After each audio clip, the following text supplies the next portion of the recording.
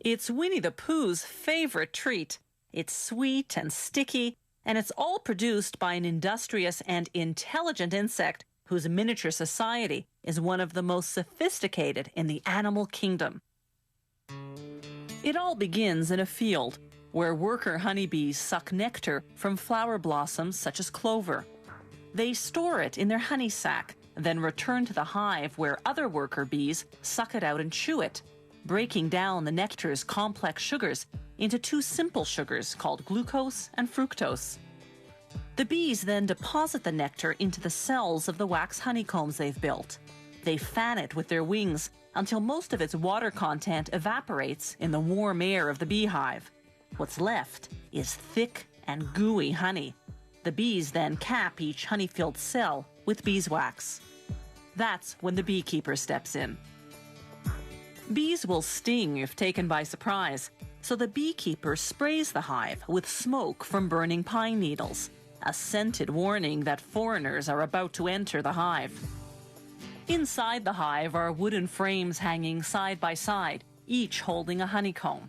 A hive can house hundreds of thousands of bees, all descendants of the prolific grand poobah of beedom, the queen bee. She's the big one in the middle.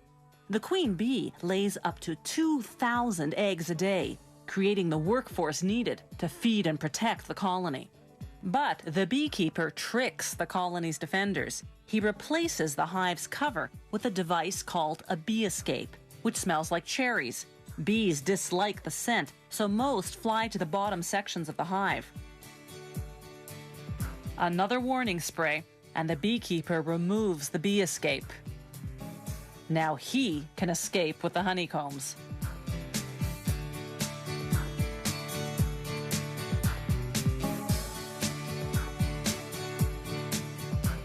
Inside the honey factory, they put the honeycomb frames on what's called an uncapping machine. Like a razor, it shaves the wax caps off the honey-filled cells of the combs. They scrape off the remnants manually.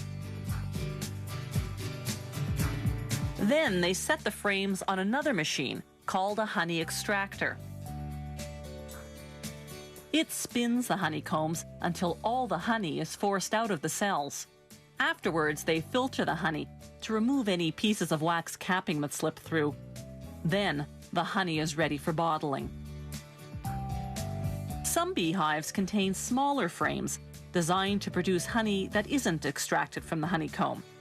Workers remove the frame and cut the honeycomb into pieces as is with a heated knife.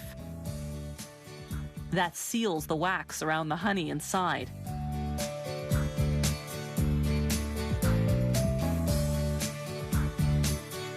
You eat it, wax and all. The beeswax lining of the honeycomb goes to make candles, furniture polish, lipsticks, and other products.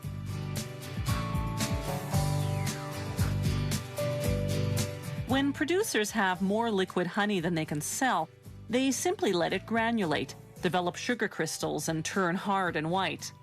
Then, when the orders come in, they return it to its original liquid form by heating it to 130 degrees Fahrenheit.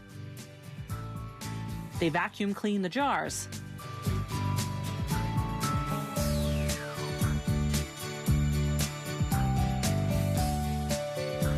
Then fill them.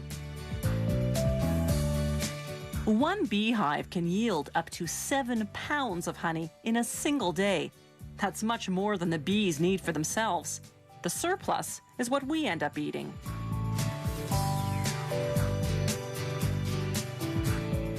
Honey production today is both efficient and humane.